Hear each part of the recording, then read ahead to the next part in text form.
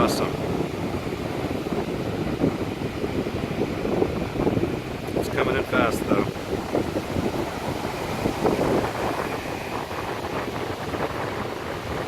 Honestly, I'm not sure I could get back to the car without getting poured on by now. It's coming in really close. I wish my eyes were a few miles apart, so I had a stereo depth,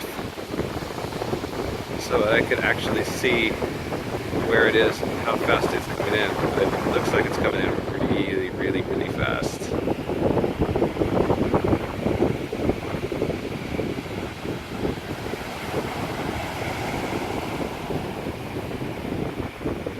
I doubt I'll be able to make it to the car before this thing comes down with pouring rain. There's just a curtain behind it.